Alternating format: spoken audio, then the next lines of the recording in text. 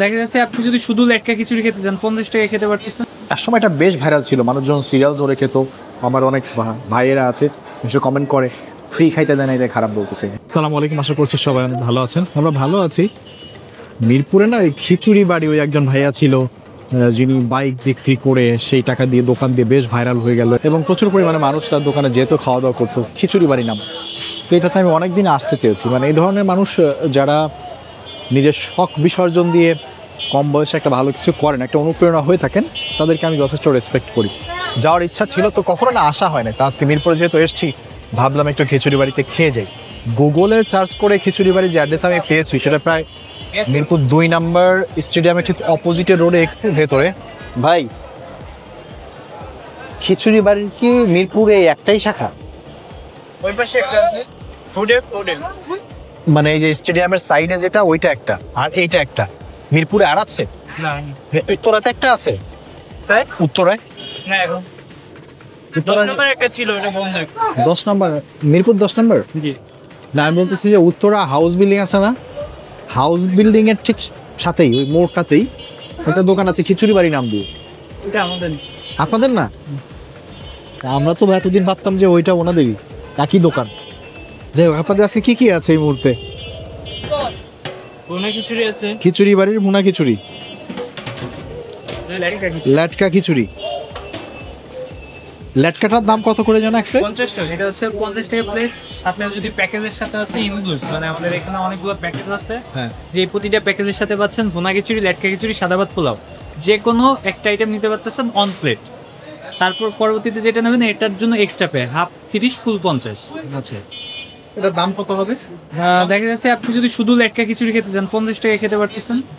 আর বাকি যদি আমি অ্যাড করে হ্যাঁ, বাকি যদি আলাদা আলাদা কোনো কিছু নিয়ে আপনি আলাদাভাবে অর্ডার করতে পারবেন।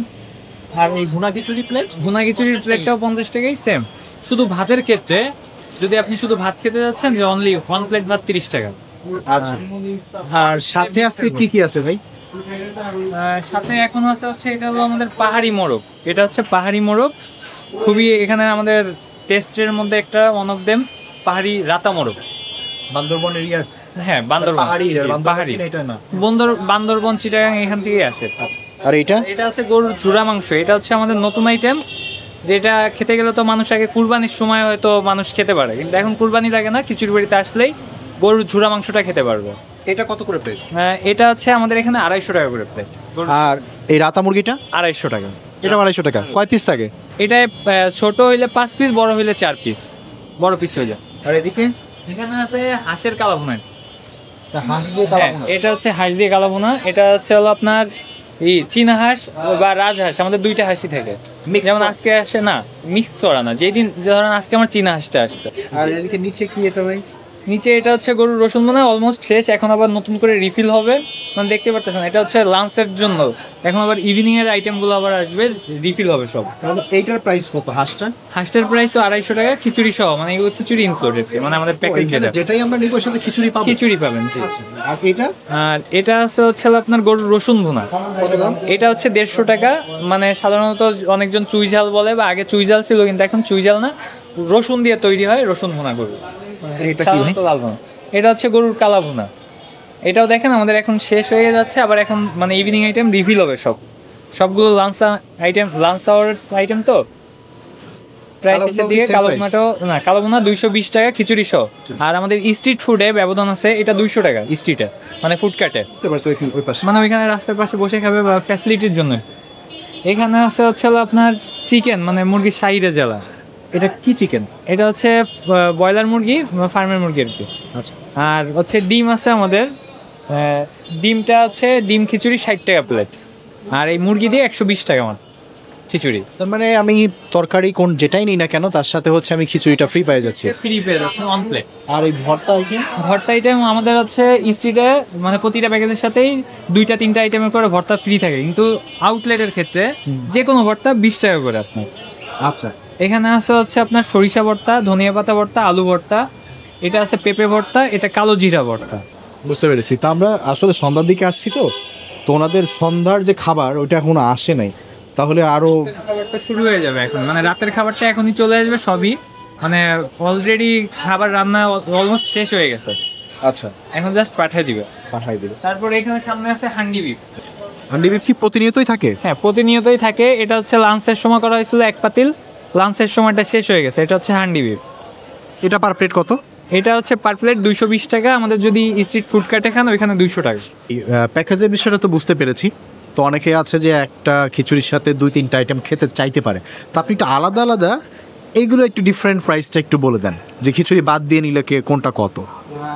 আমাদের এখানে যেটা মানে আমাদের প্রতিটা প্যাকেজ, আবার মানুষ চাইলে মানে গেস্ট চাইলে প্যাকেজ ছাড়াও নিতে পারে। যেমন আপনি একটা খিচুড়ি খাবেন, পাশাপাশি সব মাংস ট্রাই করবেন, তখন কী হবে যে আমাদের প্যাকেজের যেই মূল্যটা ওই একই মূল্য থাকবে, হয়তো কোয়ান্টিটিটা আপনাকে বেশি দেওয়া হবে, মানে পরিমাণটা বেড়ে যাবে তখন মাংসের, কিন্তু প্রাইস একই থাকবে। আমরা এটা কিনলাম, আমরা এটা হচ্ছে আপনার হান্ডি বিফ, 220 টাকা। এটার দাম 220 টাকা রাইস সহ, বা রাইস ছাড়াও একই থাকবে, জাস্ট কোয়ান্টিটি বেশি থাকবে। ঠিক আছে। এটা আছে এটা হচ্ছে হান্ডি হাঁস বা এই হাঁসের কালাবোনা, সরি হাঁসের কালাবোনা। এটা দেখেন পিসগুলা, পিস দেখলে বোঝা যাচ্ছে যে এটা দেশি বা ওই ছোটো হাঁস না যে 4-5 পিস দিবে। আমরা এখানে 4 পিস দিই, বড় বড় পিসই থাকে। আর এটা হচ্ছে পাহাড়ি রাতা মোড়ল। এটা হচ্ছে ছোট হইলে 5 পিস, বেশি বড় হইলে 4 পিস থাকে। আর এটা হচ্ছে গরুর ঝুরা মাংস। এটা হচ্ছে আমাদের 200 টাকারও নিতে পারে, মানে রাইস ছাড়া 200 টাকাও নিতে পারে, আবার রাইস সহ 250 থাকে। মানে এটার ক্ষেত্রে হচ্ছে আপনার 50 টাকা থাকে, ডিসকাউন্ট কম বেশি হতে পারে। হ্যাঁ, এটা 250, এটা 220। আর ভর্তা হচ্ছে আমাদের এখানের আউটলেটের ক্ষেত্রে প্রতিটা আইটেম 20 টাকা করে, যেই ভর্তাই থাকুক 20 টাকা করে। তো ক্যামেরার পিছনে যিনি আছে ওনার আজকে মন মেজাজ একটু অন্যরকম, যার কারণে যে সমস্ত কি দেখাইতেছে, যাই হোক দেখাক, আমরা খাওয়া দাওয়া শুরু করি। খিচুড়ি বাড়ির খাবার আমার অনেক দিনেই আসার ইচ্ছা ছিল, হয় নাই। তা আজকে আসছি যেহেতু, যা আইটেম ছিল সবই নিয়ে নিছে আবেগের বশে। শুরু করব আমি, আসলে দেখেন খিচুড়ি আমার পছন্দের আইটেম। আমি শুরু করবো ওনাদের এই ল্যাটকা খিচুড়ি দিয়ে। ল্যাটকা খিচুড়িটা হচ্ছে দেখছি আবার একটু সবজি দেয়া আছে। দেরি না করে শুরু করে দিই, বিসমিল্লাহ।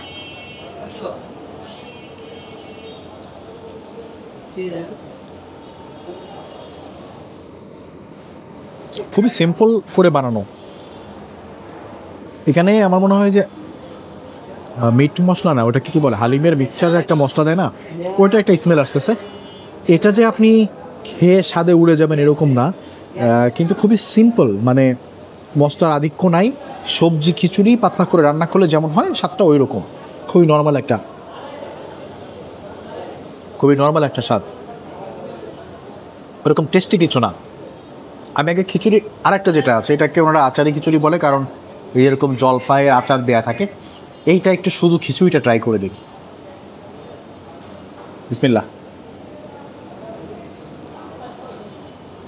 এই খিচুড়িটা রান্নার স্টাইল হচ্ছে ওই যে গেট স্টেডিয়ামের গেটে যে দোকানগুলো বসে না, ওই যে হাসান মামা থেকে শুরু করে বাকি যারা, স্টাইলটা ওই রকমই, ঝরঝরা খিচুড়ি, অল্প পরিমাণ ডাল দিয়ে রান্না করা। তবে এটাতে আমার কাছে ভালো যেটা মনে হলো, খিচুড়ি থেকে সরিষার তেলের স্মেলটা বেশ পাওয়া যাচ্ছে, এবং এই হালকা ঝাঁঝালো ভাবের কারণে এটা খেতে সুস্বাদু।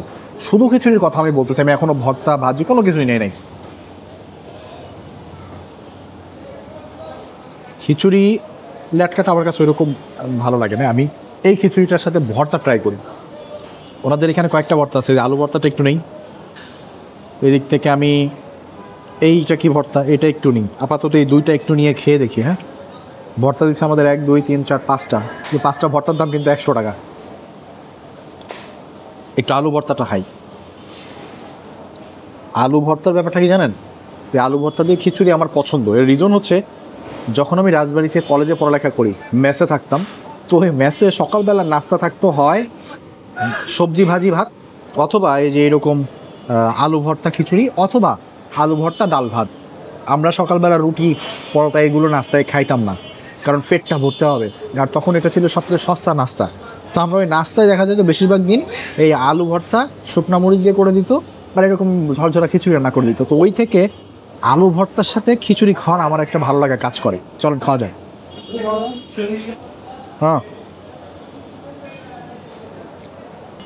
আমি অনেকদিন পরে আলু ভর্তা দিয়ে খিচুড়ি খাচ্ছি, কিন্তু আমার কাছে অনেক ভালো লাগতেছে। ওই মেস লাইফের কথা মনে পড়তেছে। তখন হচ্ছে অভাবের কারণে খাইতাম, কিন্তু ওই অভাবের সময়ের খাবারটাই আপনি দেখবেন যে আপনি পরবর্তীতে যখন সচ্ছলতা আপনার আসবে ওইগুলো আপনি মিস করবেন, ওই খাবারের স্বাদ আপনি অন্য জায়গায় পাবেন না।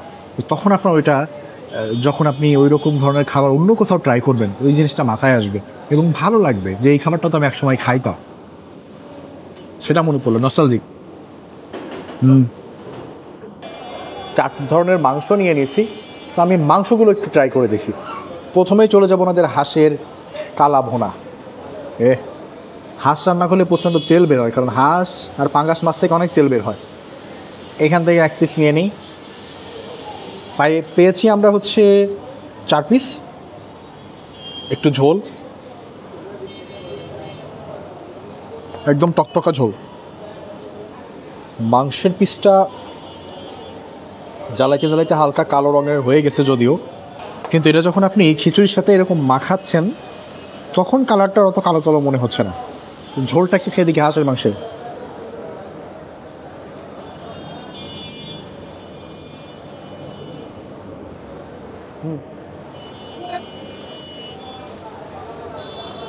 হাঁসের মাংসের ঝোলটা মজা।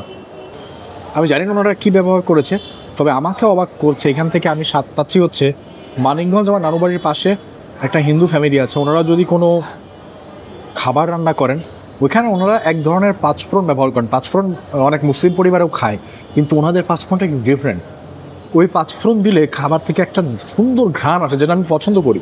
তো এইখান থেকে আমি ওই ঘ্রাণের কাছাকাছি টাইপের একটা ঘ্রাণ পাচ্ছি। আমি জানি না একটা মশলার পাঁচফোড়ন তো অবশ্যই হাঁসের মাংস দিবে না, কিন্তু ওইটার একটা কাছাকাছি একটা স্মেল আমি পাচ্ছি, যেটা আমার কাছে বেশ ভালো লাগতেছে।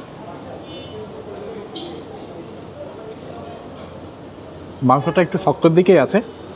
হাঁসের মাংস একটা ব্যাপার, ওই বেইজিং হাঁস ছাড়া বাকি যে হাঁসই রান্না করা হোক না কেন এটা খুব সহজে সেদ্ধ হয় না।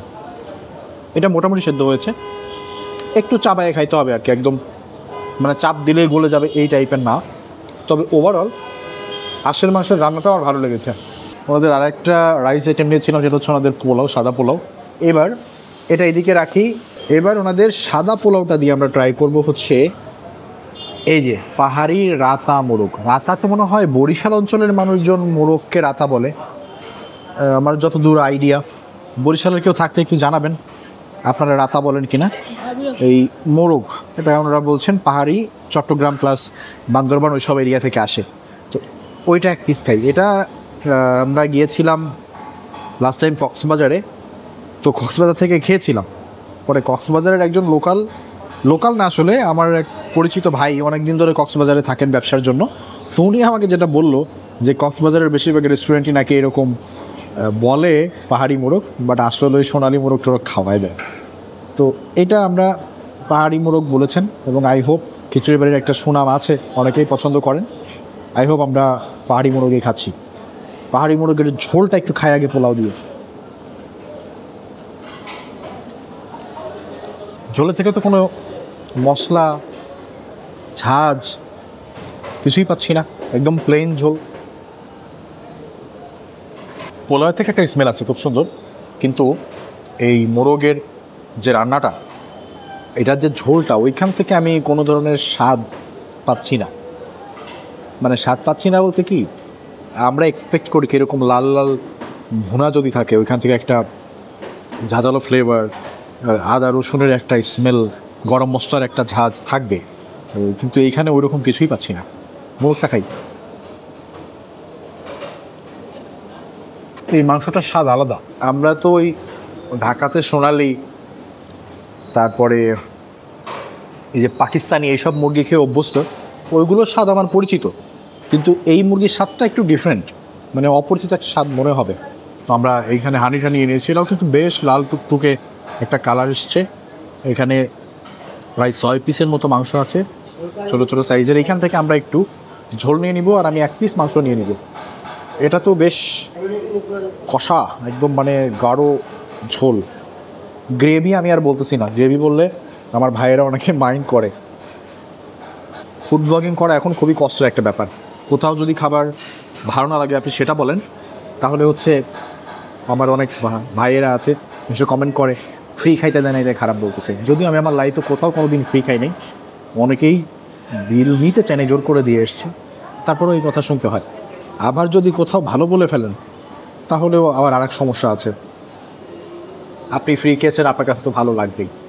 তো মোটামুটি আমি এখন একটা জিনিস বুঝে গেছি যে যেহেতু এই ফুড বা খাবার দাবার নিয়ে ভিডিও করতেছি, আর এইখানে এই টাইপের লোক যে নাই তা না, অনেকেই আছেন যারা টাকার বিনিময়ে এগুলো প্রমোট করেন, অনেকেই আছেন যারা ফ্রি খেয়ে ভালো বলে দেন। তো ওইটা মানুষজন জানে, এবং যার কারণে এখন মানুষের পক্ষে অন্য কাউকে বিশ্বাস করাটা কঠিন হয়ে যায়, এবং এর জন্য আমাকেও কথা শুনতে হচ্ছে। আমার খুব পছন্দের একজন ব্লগার আমাদের শিকদার ভাই, উনি খুবই ভালো মানুষ, আমি জানি উনিও কখনো এরকম টাকা পয়সা নেন না, তাকেও ওই টাইপের কথাবার্তা শুনতে হচ্ছে। তো এখন মেনে নিয়েছি যে পাবলিকলি যেহেতু আমি কাজ করছি, একটা পাবলিক প্ল্যাটফর্মে ভিডিও দিচ্ছি, শুনতে হবে মাঝে মাঝে, কিছু করার নাই। যাই হোক, হান্ডির ঝোলটা দিয়ে পোলাও, হান্ডির ঝোলটা ভালো। যেটা আমার এক্সপেকটেশন ছিল যে ঝোল থেকে আমি একটা ঝাঁঝালো স্মেল পাবো, সুন্দর মশলা একটা ঘ্রাণ পাবো, হান্ডিতে সেটা খুব ভালোভাবে আছে। হান্ডির একটু মাংস নিয়ে নিলাম, হান্ডির মাংসটা আবার অবশ্য খুব ভালোভাবে সেদ্ধ করা, মানে হাত দিয়ে চাপ দিলেই ফেসে যাচ্ছে এরকম ভালোভাবে সেদ্ধ করা আছে, এটা খাই। হান্ডি নিয়ে আমার সবসময় একটা কমপ্লেন থাকে, হান্ডি থেকে আমি বেশিরভাগ রেস্টুরেন্টে কাঁচা মশলার ঘ্রাণ পাই, এই হান্ডি থেকে আমি মোটেও কাঁচা মশলার ঘ্রাণ পাই নাই। প্রপার রান্না করা মাংস খেতে যেমন, এটা ওই রকমই, হালকা ঝাঁজ আছে, ঝালটা ব্যালেন্সড, অতিরিক্ত ঝাল নাই। মশলা যে পরিপূর্ণভাবে আপনার রান্না হয়েছে ওই রকম একটা প্রপার আপনি স্মেলই পাবেন, স্বাদটা পাবেন, এটা আমার কাছে পছন্দ হয়েছে। ভুরা মাংস কিন্তু আমি প্রচুর খেয়েছি, কারণ আমাদের গ্রামে ছিল না বিদ্যুৎ।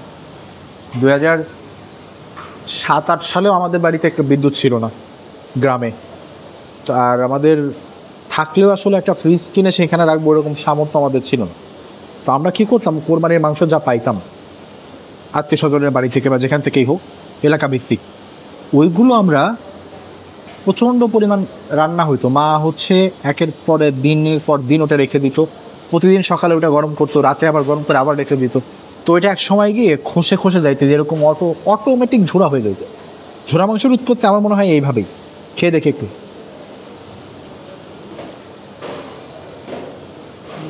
ওইটা মাংসের ঝোল সহ লবণ হলুদ যা ছিল এই মাংসের ভিতরে একদম মানে মিশে যাওয়ার কারণে ওইটার যে একটা পোড়া ফ্লেভার মশলা, এটার সাথে একদম মিশে একাকার হয়ে গেছে।